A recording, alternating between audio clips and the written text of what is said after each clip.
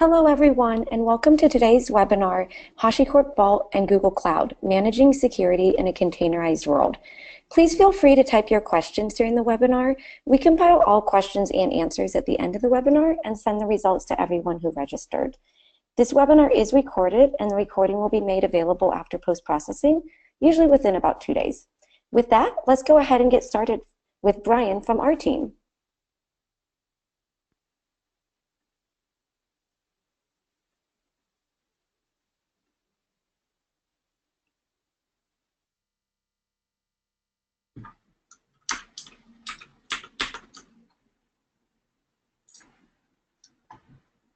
Hey everyone, thanks for joining. I'm Brian Kassouf. I'm a software engineer on the Vault team. I've been on the Vault team for about a year now, and I'm on Twitter at Brian Kassouf and GitHub. And today I wanted to talk about a few high-level topics. First, I want to cover some of the use cases of Vault and just a really brief introduction into what Vault is. Then I want to talk about some of the new features that came in Vault 09, which released yesterday.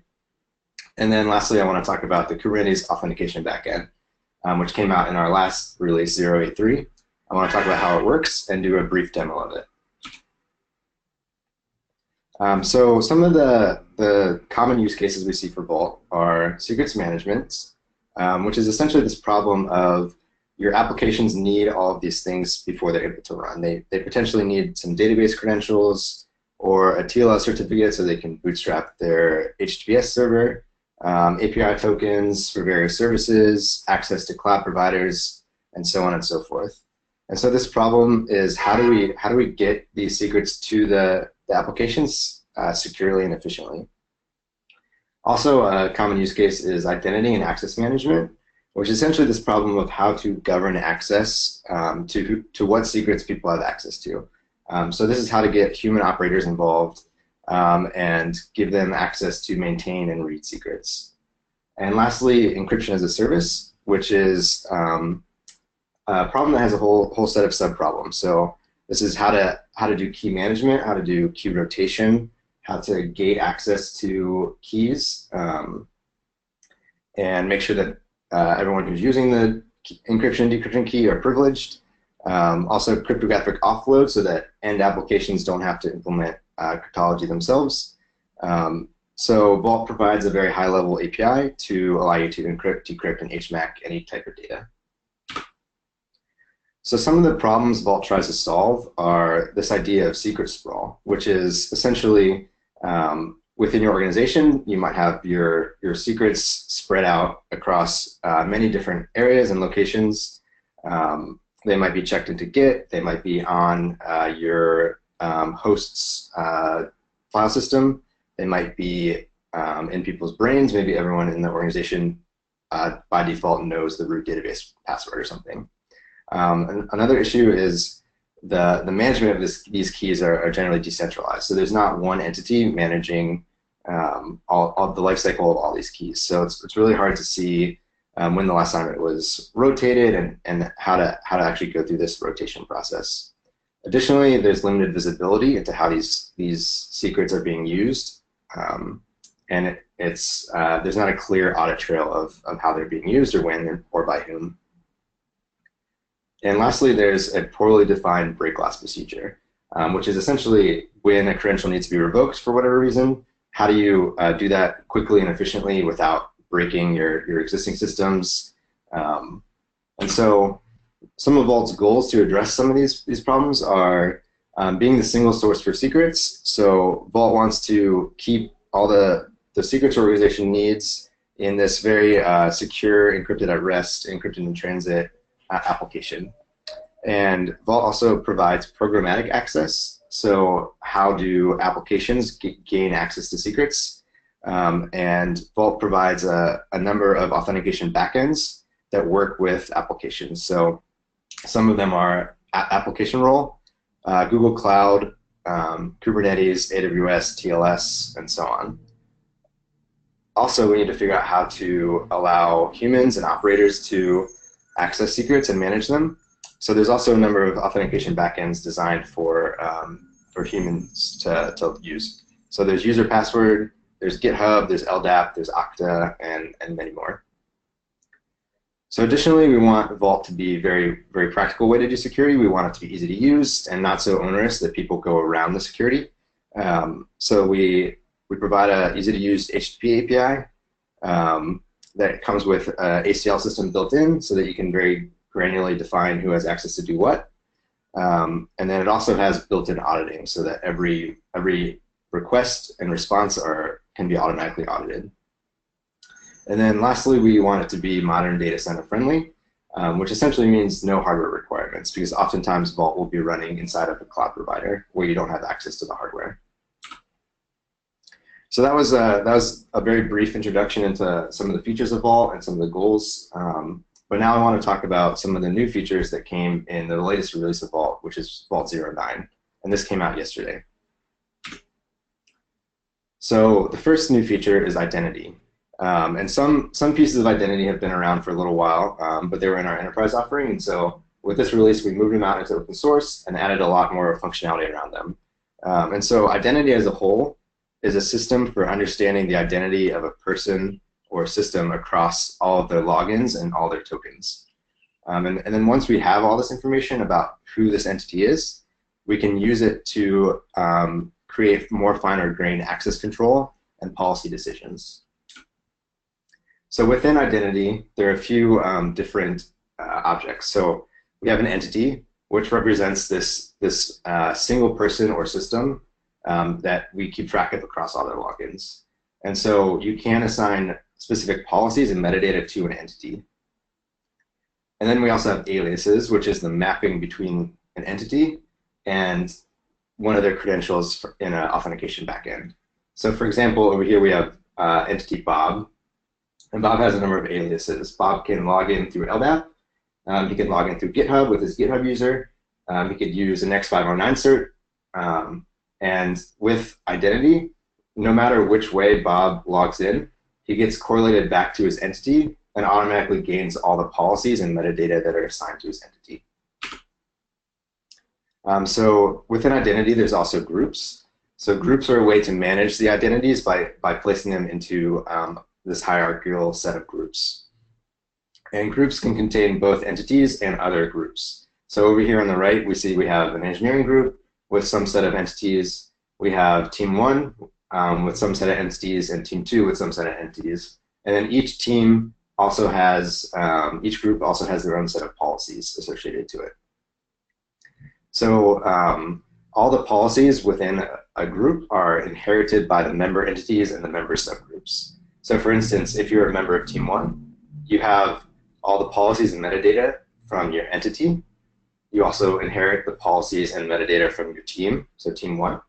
And then you also inherit all the policies and metadata from any team that is a parent of your team. So you would also get the policies that are associated to everyone in an engineering organization. So there are also group aliases. And group aliases is a mapping from an internal group within Vault. So for example, team 1 to an external group from a third-party authentication provider. So for instance, we can say in LDAP, where we have our group structure already set up, if you're a member of team 1 in LDAP, you automatically become a member of team 1 within Vault.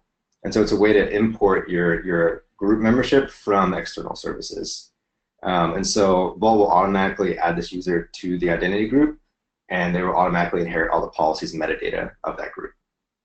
So currently, this is able to be done with the LDAP backend through using LDAP groups, the GitHub backend using GitHub Teams, and the Okta auth backend. And so for us, identity is a really core feature. It not only makes managing the users of Vault much more simple, but it also is a good feature that other features can be built upon, because now we have this sense of who someone is within Vault. We can make much more powerful features. One of which is control groups, which is a premium feature within Vault 09. And control groups use identity to enforce a multi-person rule through policy. So some examples of what you can do with control groups are say something like, anytime a user reads the secret foo, require that 2 people from the managers group approve this request. It can also be done on write requests. So you can say, anytime a database configuration is updated, require that 1 person from the DBA group and 1 person from the security group approve it. So the control group workflow ends up looking something like this. A user will try to read secret foo, but Vault will recognize that a control group policy has been set on that secret. So they, instead of returning the actual secret data back to the user, Vault will return a response wrapping token. And within Vault, a response wrapping token is simply a token that can be used at a later date to retrieve some set of data. So it kind of wraps the data with this token. And it's a single-use, one-time only token. And so this response wrapping token is a little different in the sense that it can't actually be unwrapped until the request has been authorized by the set of people who have been defined to authorize it. So the user will hold on to that token. Then they will pass on the accessor to the various authorizers that they need. And the authorizers, once they have the accessor, can either choose to authorize a request by making an API call to Vault, saying we allow this along with the accessor that was given, or they can decide to deny the request by using the accessor to revoke the token. And so once the request has been authorized by the various parties, the initial user can now take that token that was given back and tell Vault, okay, now I want to unwrap this. And Vault will verify that the request has been authorized, and if so, it will return the response data. So here we can see we get back bar equals speaking. So the way you can configure control groups is one of 2 ways. You can either set an ACL policy by writing an HCL file, and you can define the path you want it to work on, and then you add this control group block, which also takes the names, the groups that you want authorizers to be in, and the number of approvals. So for this example, we require 1 approval from someone in the managers group. Alternatively, you can use Sentinel, which is our policy as code framework, and you can write in the Sentinel language to define your policy. So here you can import the control group package, and you can loop over all the authorizations and verify that each one is appropriate and enough have happened to allow the request. So another new feature within Vault 09 is a pro feature. It's called auto unseal, and it can be used with GCP Cloud KMS. So a little background is when Vault starts up, it has to go through this unsealing process. And this is because Vault's data is automatically encrypted at rest using AES GCM 256. And before Vault can start up, it needs to be able to read its data, so it requires the decryption key. And this decryption key must be provided online. So after Vault starts up, the encryption key must be handed to it. And we want it to be this way because we don't want the encryption key to just be unencrypted in like a config file or in your configuration manager. Because this decryption key is the keys to decrypting the rest of Vault's data. And so how this is traditionally solved is using this Shamir secret sharing algorithm. And so how it works is we create an encryption key, and then we protect that by encrypting it with a master key that we create. And then we take the master key, and instead of storing it somewhere, we split it into n number of shares. And we tell Vault we require t number of shares to come together before we can recover the master key. So by default, Vault splits it into 5 pieces and has a threshold of 3. And so when unsealing, at least 3 of your key holders, which are generally people throughout your organization who own one of these key shares, need to come together and provide their key share to Vault. And once Vault gets 3 of these key shares, it's able to decrypt the master key, which can then decrypt the encryption key, and then continue normal vault operation. And so with GCP Cloud KMS Auto Unseal, it works in a somewhat similar way. We still create an encryption key, protect it with a master key, but then instead of sharding it, we encrypt that master key with Cloud KMS. We store the encrypted key locally, and then when unseal needs to happen, it just simply takes that encrypted master key, decrypts it through Cloud KMS, and then we're able to use that master key to decrypt the encryption key and decrypt the rest of Vault. And so another nice feature of the auto unseal is it also provides recovery keys for fallback, which are the Shamir shares. So the way to configure this would be to add this seal block to your config file, and you say seal GCP Cloud KMS. You give it the project name, which is Vault project in our case. You give it the region where your keyring lives. You give it the keyring name and the crypto key name. And credentials for GCP can either be provided in this config or through the instance service account if you're running on GCE or GCP. And it should be noted that the service account that has access to this keyring should be very strictly locked down and audited, because with it you can decrypt the encryption key and therefore the rest of Vault's data. So another new feature came in Vault Premium is called Sealwrap. And with Sealwrap came a FIPS 142 compliance letter. So Sealwrap is functionality within Vault that allows it to encode the critical security parameters with encryption that's derived from external modules. And these external modules end up being the auto unseals that we have. So HSM, GCP Cloud KMS, and AWS KMS. And it allows Vault to operate at the FIPS 142 level of the crypto modules that are used in the auto unseal source. And there's if you're interested in more information about this, there's a lot more info on our blog post, along with a link to the compliance letter. So next I want to talk about the Kubernetes auth backend, and this is what I'll be talking about the rest of the talk. And this authentication backend came in Vault 0.8.3, which was our last release, and it's in the open source version. And so the Kubernetes auth backend works by binding Kubernetes service accounts to a Vault role. And Kubernetes service accounts are an internal thing within Kubernetes. And then it uses the Kubernetes token review API to validate that these JOT tokens are valid. And then the nice thing about this auth backend is it doesn't need any external pieces to be running within Kubernetes. It's simply Kubernetes service accounts, which are an internal built-in thing into Kubernetes, talking to a built-in Vault backend. And so the way it works is you tell Kubernetes that you want a particular service account mounted to your pod, and Kubernetes will automatically add this service account token into a temp FS volume onto your pod. And so once the service account is there, your application can read the service account from local storage. It can send the JOT along with the role name up to Vault. And then Vault will validate the JOT is valid, and that it verifies that the service account that's defined by the JOT is authorized to use the role. So its name is valid, its namespace is valid, and it's exactly what we expect.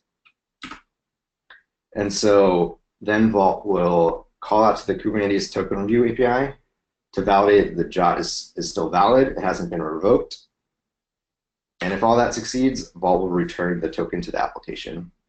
And if that fails anywhere along the way, Vault will reject the authentication requests. So the way to configure this would be, first you need to enable the authentication backend. So you'd call Vault auth enable Kubernetes, which tells Vault we want to start using this auth backend. Please mount it for us.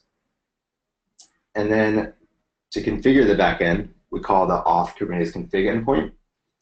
We give it the token reviewer JOT. And this is a service account token that is that's sole role is to validate other JOT tokens that are passed into this backend. So this is telling Kubernetes that we have an identity of someone who's allowed to validate other tokens. And so if you're using RBAC roles, this token has to be able to access the token review API. And then we also pass it the Kubernetes host and the Kubernetes CA certificate so that we can know where the Kubernetes API lives. Then we also configure a role next. So we'll hit the auth Kubernetes role demo, and that means we're making a role named demo. And then we'll pass the bound service account name, which is essentially the name of the service account we require to access this role. So we'll say vault auth. Then we will create a bound service account namespace, which is the namespace we require the service account to live in. And so for this example, we'll just do default. And then we also give it a set of policies. And the policies are will end up being attached to the token that's created through this role. And those policies map to a set of capabilities and access within Vault. And then we also provide some token settings. So here we can say we want our token to have a period of 60 seconds, which essentially means you need to renew this token every 60 seconds or else it'll expire. And so now that we've configured the backend and we've created a role, we can use it to log into Vault. So to log in, you'd hit the auth Kubernetes login. You pass it the role name we defined, which was demo, and then you pass it the job. And if all this succeeds, you'll see an output similar to this with your Vault token and a bunch of metadata around the token. So I want to switch over and do a very quick demo of some applications using this backend to authenticate to Vault and get a Vault token or get some set of secrets.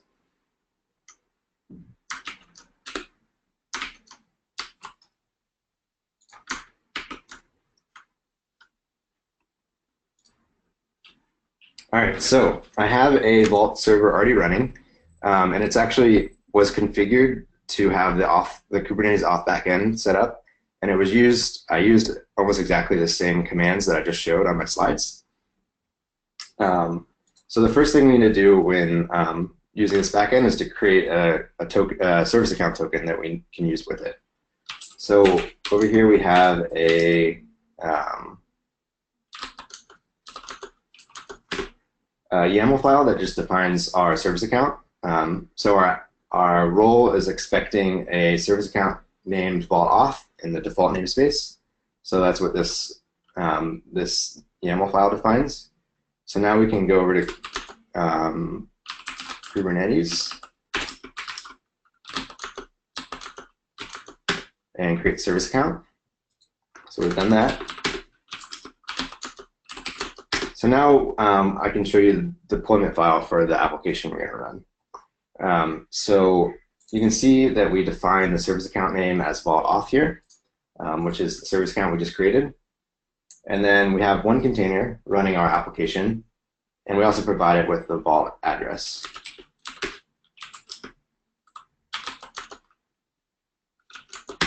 So here's our actual application. It's pretty simple, only about 60 or so lines of code. It first creates a Vault API client, which is this is a Go application, and so we provide a Go library for our API. And then here we're just simply reading the Kubernetes service account token from that temp.fs drive that's been mounted. And then we call out to the Kubernetes login endpoint, passing along the role name demo and the job. And then down here, we'll just simply prove that we got a token by logging it out. And obviously, you don't want to log out secrets into your logs in production, but this is for demonstration purposes. And then below, we will just simply loop forever and renew this token every 20 seconds or so that it stays valid for the lifetime of the application. And then once this application has this Vault token, it can use it to access any of the functionality within Vault that it has permissions to. So it can maybe grab some database credentials, or it can get a TLS certificate to bootstrap an HTTPS server, and so on. So we can go over here. see that there are no pods running.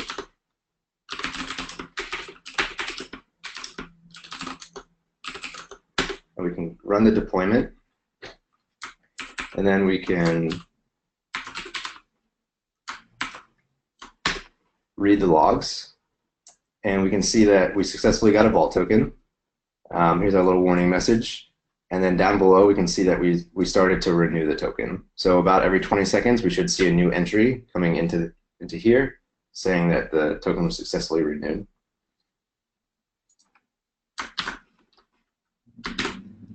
Cool.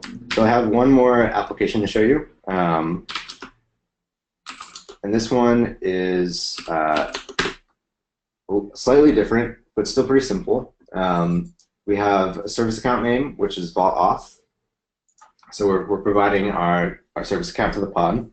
And then here you'll notice we have two containers running. The first with our application, and the second is a container running console template.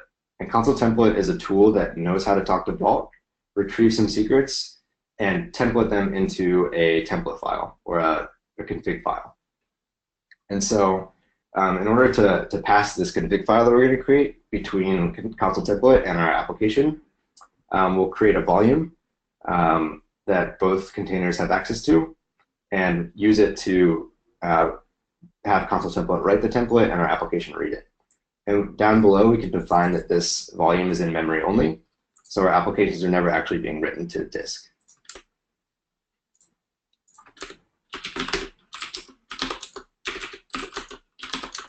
So here's our application. It's pretty simple, pretty short. It really just starts up and tries to load the config file. And if it does, if it finds the config file, it simply logs out what was inside of it. So we should see something. We should see a username and a password that we got from Vault.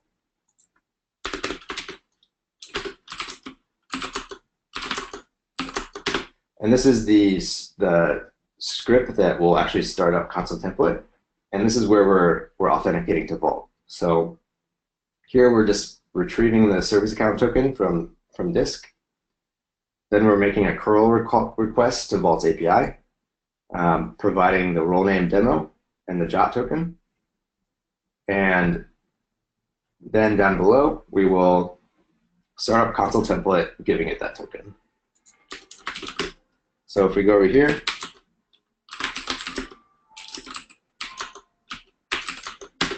we can create the deployment.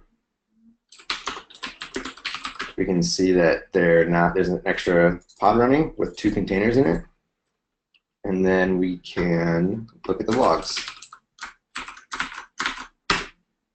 So now we see the error message that we had in our application, and we see the username demo, password test. And so console template went to Vault, got these credentials, templated them into a template file, and our application read that template file and outputted it.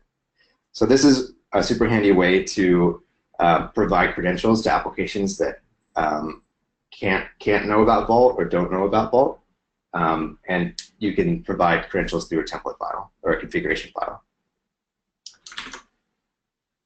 Cool. So that's all I had for you. Next up is Emily Yee from Google, who's going to talk about more GCP and Vault integrations.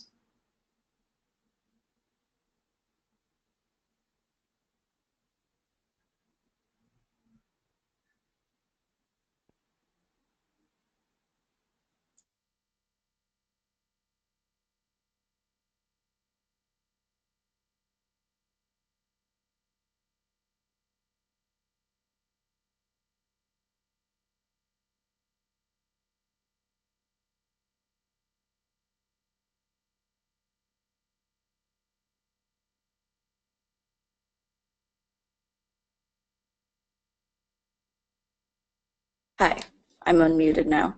Sorry about that.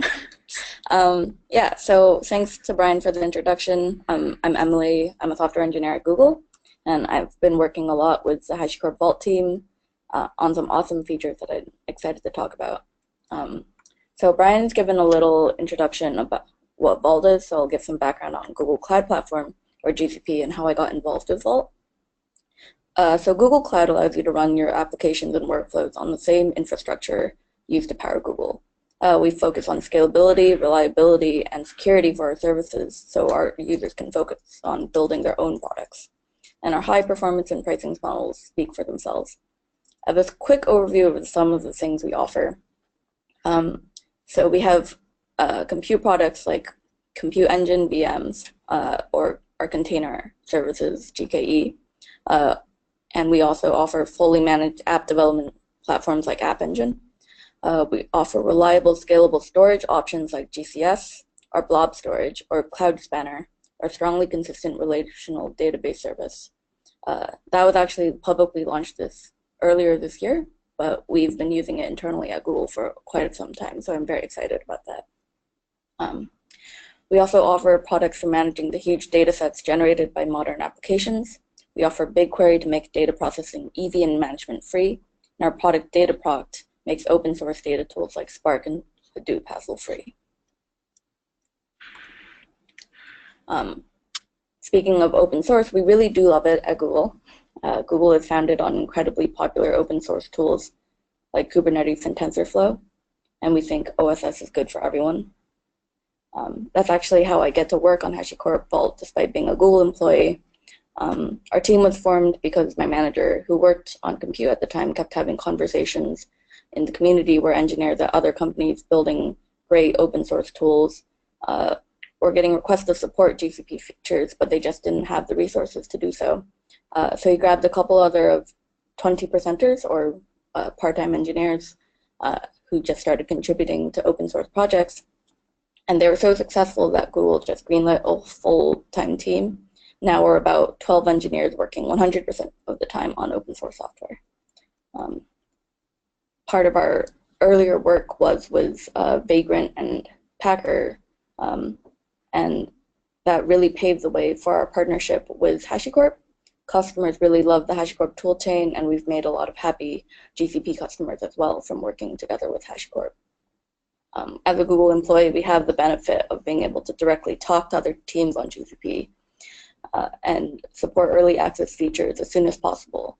For example, one of the GCE features I'll talk about later was actually launched the same day we launched the Vault integration that uses it. So we currently have full-time engineers on both Google side and HashiCorp side supporting Google integrations into HashiCorp tools. For example, Terraform, HashiCorp's popular infrastructure as code offering, has a Google provider, and we have staff on both sides for that. And this September, I helped to release the GCP Authentication backend as our first Vault integration. If you're interested in what we're working on, there's a video series on YouTube and several blog posts on our recent work with HashiCorp. We'll send the links out after the webinar, or you can Google it. Right, so just as an overview of my talk, I'll talk about how people use Vault on GCP and how we can improve that. I'll talk about this authentication backend that we released in September in version 0.83, I think, and give a quick demo of it. And finally, I'll discuss on what I'm looking forward to working on next. So why are people using Vault on GCP? A lot of GCP users are interested in Vault, as Brian mentioned, for secret management. You can see some examples of how Vault could help you on the side here. In addition to secrets management, as more companies are starting to think about dividing their apps into microservices and securing communication between them, they consider Vault for PKI, for service-to-service authentication. Google is actually doing a lot in this space, including work on an open source platform called Istio, and which is for managing and securing microservice infrastructure. And Vault has come up a lot in this discussion. I'll be focusing mostly on the secret management side, but our example would also work for PKI as well. So this is typically what we saw when we asked people how they're running Vault on GCP. People usually start their Vault server in GCE or GKE, although the second case is a lot more complicated. When you start a Vault server, you need to unseal the Vault using a set of keys, as Brian mentioned. People tend to use things like password managers or just keep it on a file, which is maybe not the best to manage these bootstrapping keys. Authentication backend. So once the vault is initialized and unsealed, apps need access to secrets and they authenticate to vault using auth backends. Typically, GCP users were using things like username, password, or LDAP, or Okta, things that they're already using separately, but they needed to create a separate identity for each of their GCP entities. Once you actually have an auth token, you can start generating secrets. You can just save generic secrets like API keys or do things with database credentials. Any secrets you do save will be encrypted and saved, as Brian mentioned. And then these are stored in whatever storage configuration you want. While GCS is actually an option here, a lot of people weren't using it. They typically chose something that actually is available in high availability mode. GCS backend was contributed, I think, before HA was made available in GCS. So that's potentially a reason why. And so one of the advantages of Vault is also that accesses to secrets are audited. When we talk to customers, usually they weren't even sure what audit backends they were using. Typically, they just dump out their logs to cloud storage and then don't integrate them into their monitoring pipeline, which kind of defeats the purpose. And so what are some pain points with this setup? As we mentioned, authentication options, you have to create a separate auth identity per GCP entity when we have perfectly good IAM identities or IDs. More credentials to manage outside of Vault, and in general just kind of defeats the purpose of having Vault. Unsealed key management, as we mentioned, pretty much everyone we talked to had a problem with this. To unseal Vault, you need a certain set of keys, as Brian mentioned, and there was a lot of manual work involved and a lot of just confusion about where should we store these keys. And so the things we heard were sort of like one DevOps person has all of the keys and they use it. And so that's really not ideal. Finally, Vault is self-managed. So since it's not a natively hosted service on Google Cloud, you still need to run the server yourself and do failure recovery yourself. So a lot of the work that the Vault team and I have been doing recently have dealt with these issues. For example, Brian talked about the unseal feature coming out in the new version of Vault, and the main feature I'll talk about, the authentication backend, will address the first pain point. So this is what a best practice deployment looks like now. We'll focus on the case where you're all in GCP and running a single shared Vault, but this deployment can vary, but this is the one we'll focus on for this webinar. So you start your server up in Compute Engine or Container Engine. You can store your secrets in cloud storage.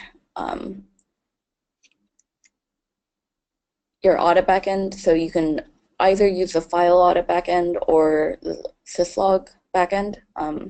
Either one has easy hooks to be ingested in the Stackdriver monitoring, which is actually, and logging. And so you can easily integrate your Vault alerts or metrics into an automatic GCP resource-wide monitoring pipeline. Unseal is still a hard problem since it is a root bootstrapping secret. As Brian mentioned, the new feature in Vault 9.0, you can now have the automatic unseal. But if you don't want to use Pro, you can still store it in GCS encrypted with Cloud KMS key. And finally, the auth backend. This is what I'll focus on for the rest of the talk because I worked on it. This authentication backend allows you to authenticate either IAM service accounts or compute engine instances. So let's talk about that. So IAM service accounts are sort of a core identity in GCP. This auth method is useful for users, for general service accounts, or for arbitrary applications like App Engine apps or things like that that don't necessarily have an identity set up. GCE instance authentication only works, of course, for the VMs within GCE or GKE. but it allows you to easily obtain a Vault token without needing further authentication, and you speed up automation and secrets access greatly. So I'll give a little background on the GCP auth backend. So you can see an example of authentication command here. This looks pretty much like the Kubernetes one. So you provide two arguments. The first is the role. So the role binds a policy or what secrets you can access to authorized entities. Each role has different restrictions based on the entity being authenticated. So for IAM roles, we restrict it by service account ID or email. And for GCE roles, we restrict by things like instance group. What instance does, is it instance in the instance group, for example? Labels, zone, region, or service accounts that are linked to the instance.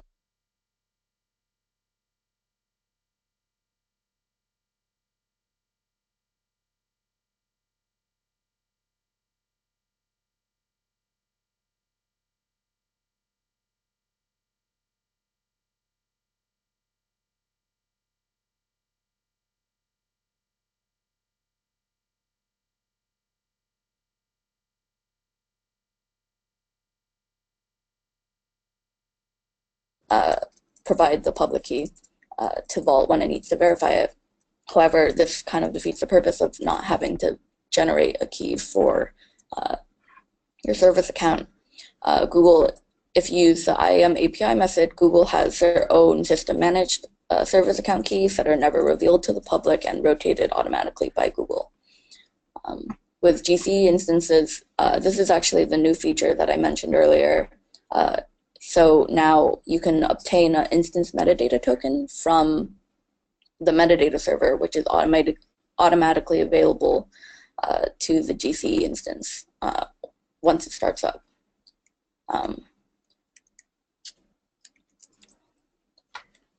So I'll go into a demo very shortly, but this is essentially how you would set up your Vault auth backend. So you enable the GCP auth backend using the first command, and you write credentials. These are just credentials that need read-only access to GCP APIs, IAM, and GCE. This just means like, can I look at the service account and make sure it exists? Can I get this instance and make sure it belongs to this instance group? Things like that. And finally, you create two roles. Or I created two roles. The first one being an IAM role, and the second one being a GCE role. You can sort of see pretty similar to the Kubernetes auth backend, the sort of arguments that you provide, things like policies and project ID is the GCP project, and then the bound service account or bound instance group is what I'm going to use for my demo. So let's show how authenticating IAM service accounts work. So originally, whatever service account you need to authenticate with, you create, and you send a request to IAM for that. Once you have that service account, you can create a role that allows you to authenticate under that service account. You then, whatever user has permission to sign JOTs for that service account will send unsigned claims to IAM API, and it returns a signed JOT. This JOT expires within at most 1 hour, and we actually enforce shorter times usually. You can configure this in your role, but the default is 15 minutes. This is just because we want the JOT to essentially be used once per authentication attempt. So you basically want to treat it as like one use only. Once you have this signed JOT, you can send an authentication request to Vault using that JOT. Vault will verify the token signature by obtaining the service account public key from Google IAM, and then return an auth response if everything works out. So I'll go into my demo now, but just as an overview of what I've done, I'll use the gcloud tool to sign the jot, and I will log in here. So this is my server. As you can see, my IAM role that I wrote here is here. This is a secret that I wrote earlier, vault read secret foo, and essentially it just says zip equals zap. And then finally, I created a policy. This is what I mentioned, where it's essentially gating what secrets you can access. And so you can see that I should be able to read a secret foo using that. So right now, if I try to do it without a client token or an auth token, it will give me an error. So this is a script I'm going to use to generate the token. You can see I'm just generating the claims here, and then I'll run the commands as I mentioned.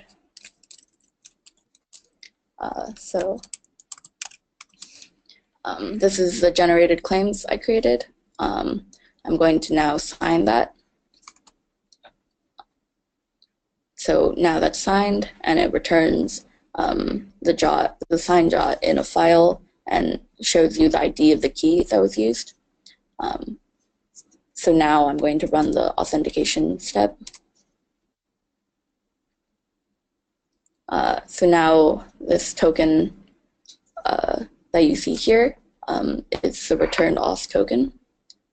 And now I should be able to do that and hopefully read the secret. Sweet. So that's how the IAM auth backend works. Going back to the slides, I'll go through the GCE authentication backend or workflow now. So the first thing you do is on the VM, you request an identity token. This token is returned and it's a signed jot. You then just send this to Vault, and Vault will verify the token signature and then make any other calls to compute engine that it needs to make sure the instance is still running. If it's restricted by instance group, whether it's in that instance, whether it has the labels and is in the right zone or region, things like that. Finally, once it verifies all of this, it will return the auth response. So a couple notes, GCE tokens can actually be used to authenticate under IAM roles as well. You can see an example of what the jot looks like. So the subject here is actually a service account that is linked to the token and to your instance, and you request a token based on that service account. But you don't actually need to authenticate or do any further authentication step to do that. The other thing to note is that the audience claim that I specify is a optional field on the JSON web token. We require that it ends in Vault and whatever role you're trying to log in as. GCE actually requires that you specify a protocol as well when you generate this token, but we ignore it. So I'll show you an example of this. So I'm actually going to create an instance group from a template. So the startup script will get instance identity metadata from the metadata server. It'll authenticate to Vault, and then it'll read a secret. I don't know why I said reads a secret there. So curl, you can see this is what the curl command looks like to get the metadata. You can see my audience. I have this fake protocol at the beginning, and then the Vault and whatever role I'm authenticating as, and then the format. This is required to actually get the information earlier about this like Google compute engine part of the token. So yeah, so I'll actually do the demo now. So this is my Vault server again. As you can see, this is a role that I wrote. It requires an instance group and the zone. And then you can see that the secret and policy that I wrote earlier are also here. I'm going to close that. And so this is my template.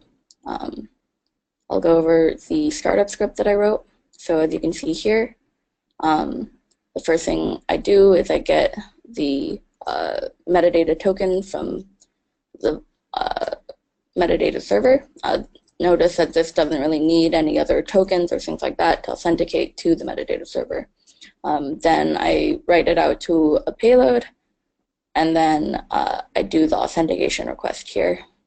And then once I do some JSON parsing here and make a request to Vault to actually get a secret. So we're going to create an instance group. As you can see, the instance group name that I want is secret instance group. So I'm going to do that. And then I specify that I want everything to be created in West 1A. And then I will create this. So we'll wait for that to spin up.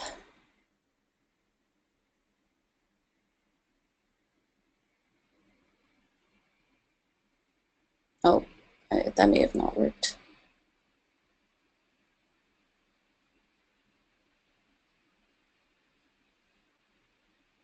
Oh, it seems to be not working.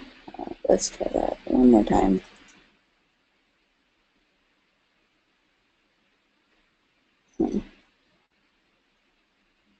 Huh?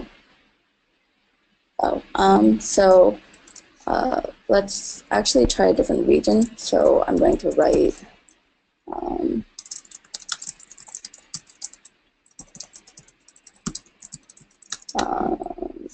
say zone equals US East 1A. So I'm going to try that again in a different region. Or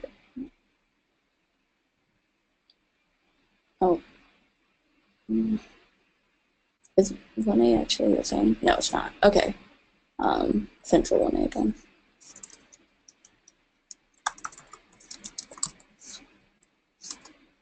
Cool. So let's see. I have the template set up and the group name set up. Nope. Okay, it's just not going to work. Sorry, guys. Well, in any case, this is basically what you would do, and then you would see that the secret was saved as a temp file on the server. It might be a quota issue. I may have run this demo a couple too many times. Yeah. So I guess going back to my presentation, just in conclusion. So things you might want to consider when you're deploying GCP. So are you doing multi-cloud or hybrid deployments? Where do you want your source of truth to be? What will you use to authenticate, and what you can use your authentication options to essentially generate credentials for all of your different cloud options. Are you running different instances of Vault? Do you need one for secret management versus PKI? Are you going to run a different Vault for every single cloud option that you do? This is less common, but we still see it sometimes. Do you have Vault servers as a critical part of your infrastructure that other services rely on, or is it spun up per service? Things like this. One of our solution architects, actually, Dan Isla, recently wrote up a solution for deploying Vault with GCP, and you can look at that. It's linked at the end of the talk. Overall, this sort of gets at where do you want the root of trust for your secrets to be. We could potentially make Vault the root of trust and generate credentials with necessary permissions as needed, and just use a server's account initially to authenticate that doesn't actually have that many permissions. Which actually brings me to what I'm working on next.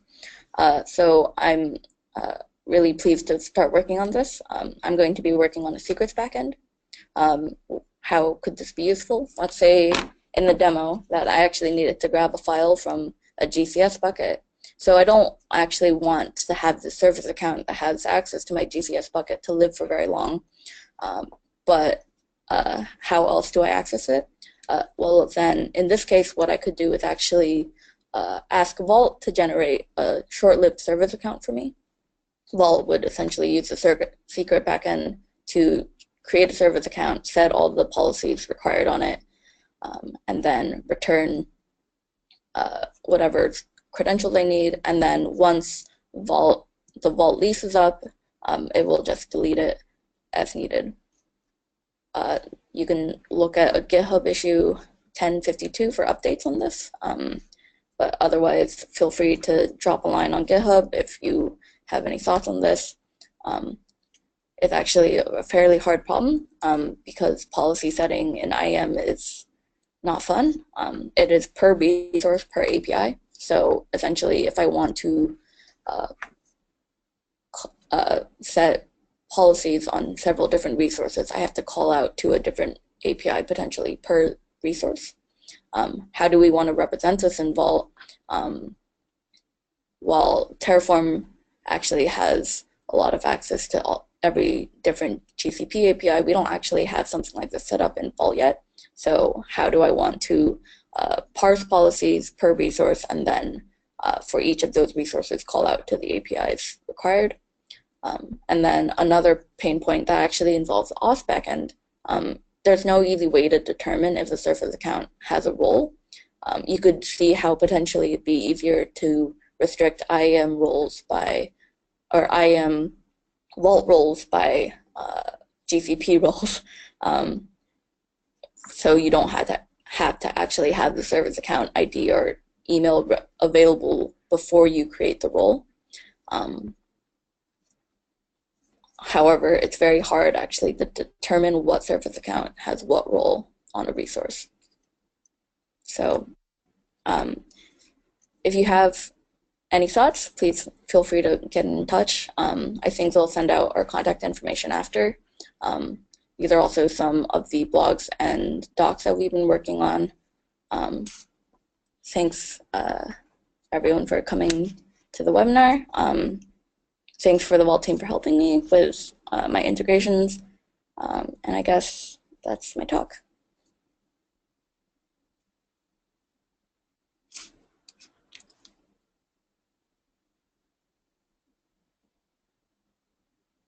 Thank you, Emily, and thanks for the great presentation. I hope everyone enjoyed today's webinar and was able to learn more about how Vault integrates with GCP. Thank you, everyone who joined, and a big thank you to Brian and Emily for presenting. I also want to mention that HashiCorp is hiring, so if you liked what you heard today, please take a look at our jobs page at hashicorp.com/jobs and see if there might be a fit for you. And finally, as I mentioned at the beginning, the webinar was recorded, and we will make the recording available on our website after processing. We will send an email to everyone who registered with the complete list of questions and answers after we summarize all that data. You can also keep your eyes out on Twitter, where I'll post the recording link a little later today. Have a great day. Goodbye, everyone.